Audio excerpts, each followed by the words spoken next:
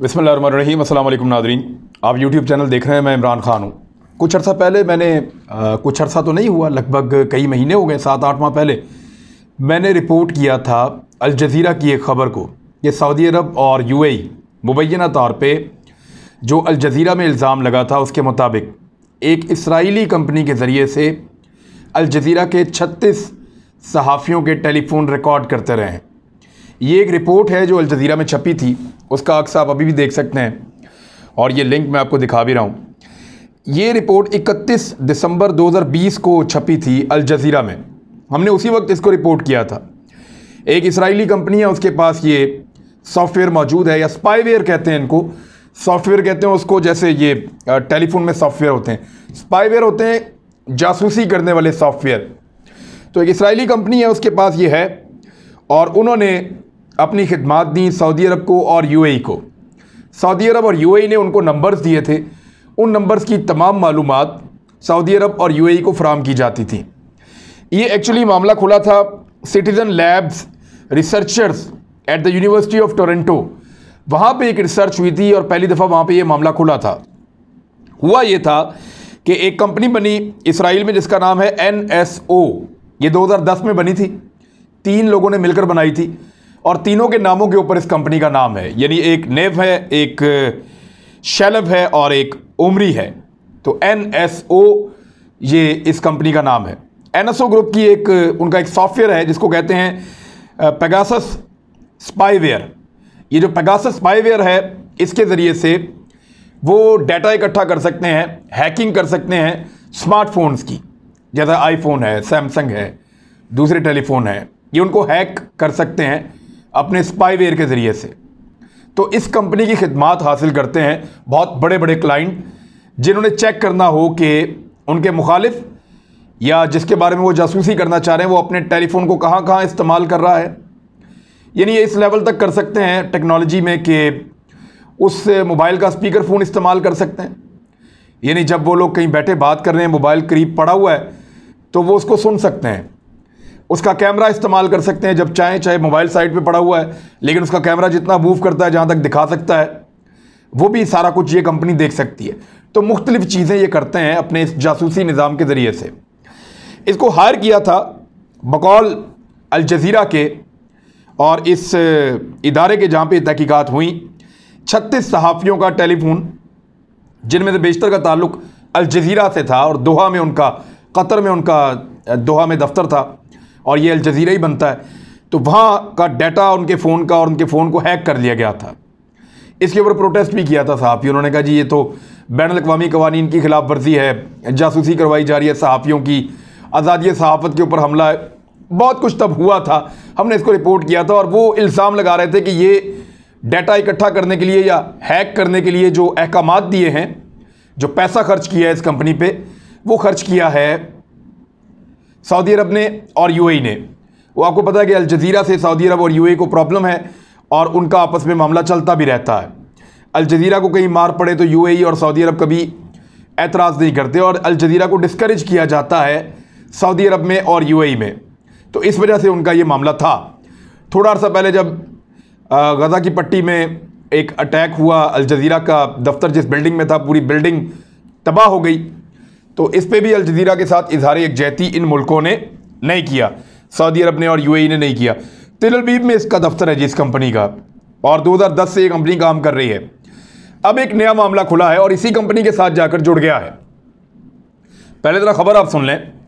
जो खबर पाकिस्तान के अखबारात ने दी है, वहाँ से अगर मैं उसको इकट्ठा करूँ तो वो ये बनती है कि भारत इसराइली कंपनी के सॉफ्टवेयर पेगासस के ज़रिए से, यही वो जो मैं आपको बता रहा था पेगासस स्पाईवेयर है, उसके ज़रिए से वज़ीर-ए-आज़म इमरान खान समेत काबीना अरकान की फ़ोन कॉल्स और मैसेजेस रिकॉर्ड करने की कोशिश करता रहा। ये भारत करता रहा है।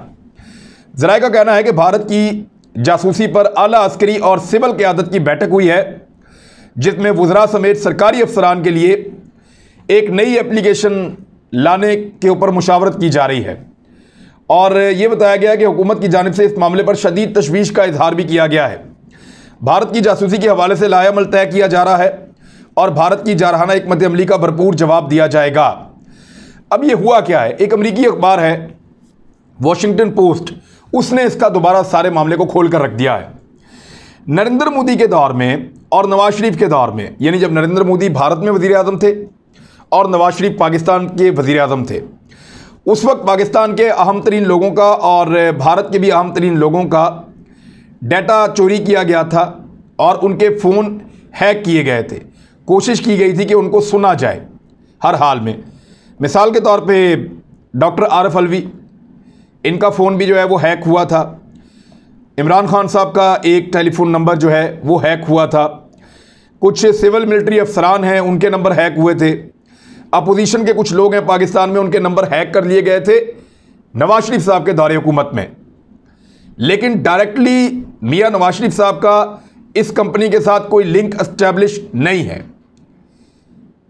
नवाज शरीफ साहब ने अगर ये खिदमात ली हैं या किसी ने भी ये खिदमात ली हैं तो उन्होंने बजरिया भारत ली हैं। यानी भारत ने इन बंदों के, यानी भारत अगर टैप करता या हैक करता तो मियां नवाज शरीफ का फ़ोन हैक करता ना, उनके फैमिली मेंबर्स का करता, इसहाक डार साहब का करता, ख्वाजा आसिफ साहब का करता। इनके नंबर नहीं हैक हुए। यानी जो लोग मियां नवाज शरीफ साहब के करीब थे उनके नंबर हैक नहीं किए इस इसराइली कंपनी ने। जो लोग इमरान खान और उसके करीब थे या जो पाकिस्तान की फ़ौज में या स्टैब्लिशमेंट के लोग थे, उनके कुछ आम लोगों के नंबर हैक करने की कोशिश की है इस इसराइली कंपनी ने। और कॉन्ट्रैक्ट इनको मिला है भारत की तरफ से। अब भारत की तरफ से जो कॉन्ट्रैक्ट मिला उसमें राहुल गांधी है, वहाँ पे अशोक लवासा है, उसके अलावा हरी मेनन है जो बिल गेट्स की जो साबिका वाइफ, क्योंकि अब तो शादी नहीं है, मलिंडा, उसकी नुमाइंदा थी भारत में, और दीगर बहुत सारे अपोजिशन के लोग, बहुत सारे सहाफ़ी, बहुत सारे ऐसे लोग जो नरेंद्र मोदी को पसंद नहीं है, उन सब के टेलीफोन का डाटा हैक किया गया इस स्पाईवेयर के ज़रिए से। भारत के अंदर मोदी के मुखालफों का और पाकिस्तान के अंदर नवाज शरीफ के मुखालफों का, या जिनको नवाज शरीफ अपना मुखालिफ समझते थे, उनके मोबाइल फ़ोन हैक किए गए। और इसी बुनियाद पे आपको बाद औक़ात कुछ टेलीफोन कॉल्स भी सुनवाई गई कि जनाब ये सुने, ये आरिफ अलवी बात कर रहे हैं, ये फ़लाँ बात कर रहा है। तो उनको समझ नहीं आती थी कि ये कैसे हैक हो जाता है। तो वो हैकिंग इस तरीके से हो रही थी। यानी आप व्हाट्सएप पे बात कर रहे हैं, आप कुछ भी कर रहे हैं, यू आर नॉट सेफ। अगर इसराइल की ये कंपनी चाहे, कोई बड़ी कंपनी इस तरह की और भी होंगी, अगर वो चाहें तो वो आपको हैक कर सकते हैं।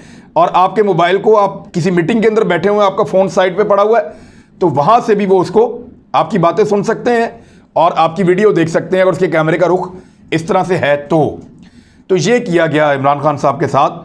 और इसके पीछे कौन है ये आप बेहतर समझ सकते हैं कि नरेंद्र मोदी ने किसके कहने के ऊपर पाकिस्तान में अपोजिशन, सहाफ़ियों, इमरान खान साहब के करीबी साथियों और एस्टेब्लिशमेंट के कुछ लोगों के फ़ोन हैक करने का कॉन्ट्रैक्ट लिया। यानी नरेंद्र मोदी के कहने पर हुआ, लेकिन बंदे वही थे सारे जिनको नवाज शरीफ अपने खिलाफ समझते थे। उधर नरेंद्र मोदी के खिलाफ जितने बंदे थे उनके नंबर्स थे। अब ये मामला काफ़ी हद तक खुल गया है। ये मामला पाकिस्तान को उठाना चाहिए था, लेकिन पाकिस्तान ने इसको उठाया नहीं है। अब पाकिस्तान करने क्या जा रहा है?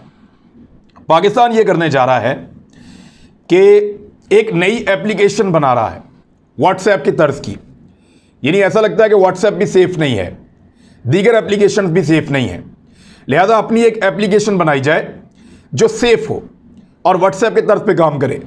उसमें वज़ीर आज़म होंगे, काबीना होगी, इस्टेब्लिशमेंट के लोग होंगे, बड़े ओहदों पे जो अफसरान मौजूद हैं वो होंगे, ताकि इनकी जो मुल्की सलामती के मामलात के ऊपर आपस में कन्वर्सेशन होती है वो ज़्यादा महफूज हो। लेकिन साथ ही साथ एक चीज़ और भी है कि जो स्मार्टफोन्स हैं ये डायरेक्टली भी हैक हो जाते हैं। आपको अपना स्मार्टफोन भी बनाना पड़ेगा, अपना इंटरनेट इस्तेमाल करना पड़ेगा, फिर उसमें अपनी एप्लीकेशन डालेंगे तो आप महफूज होंगे, अदरवाइज़ आप महफूज नहीं हो सकते। भारत पाकिस्तान इस पर काम कर रहा है बकौल जो पाकिस्तान की गवर्नमेंट के सोर्सेज हैं उनके बकौल 60% काम मुकम्मल कर लिया गया है और कुछ काम रह गया है, वो भी हो जाएगा।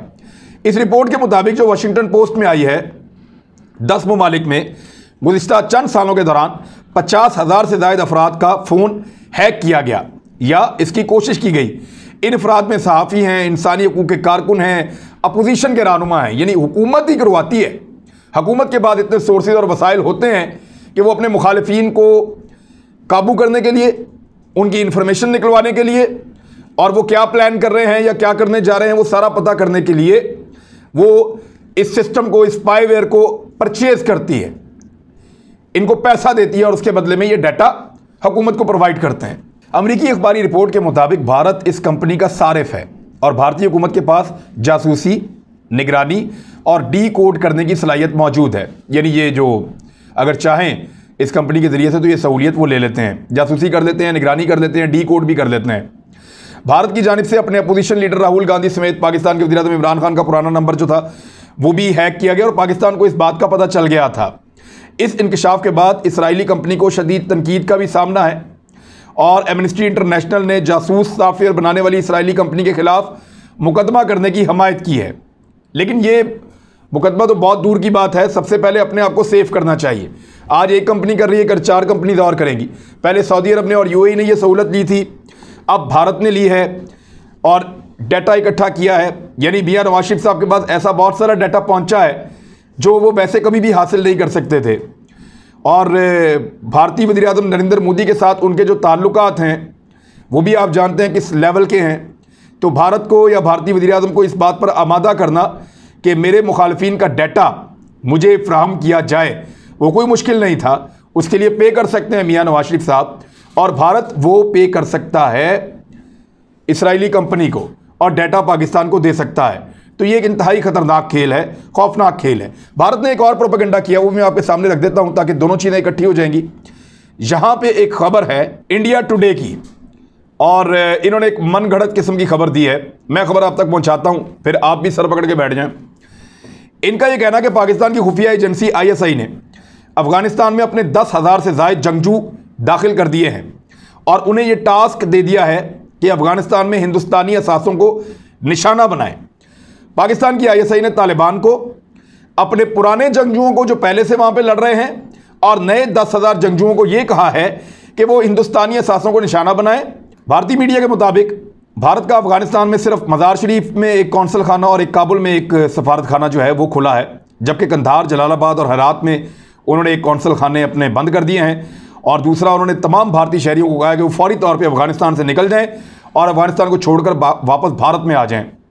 बात यह है, भारत ने खुद तालिबान के साथ अच्छा नहीं किया, तो तालिबान उनके ऊपर अगर अटैक करेंगे तो भारत जाने और तालिबान जाने, इसमें पाकिस्तान का क्या रोल है।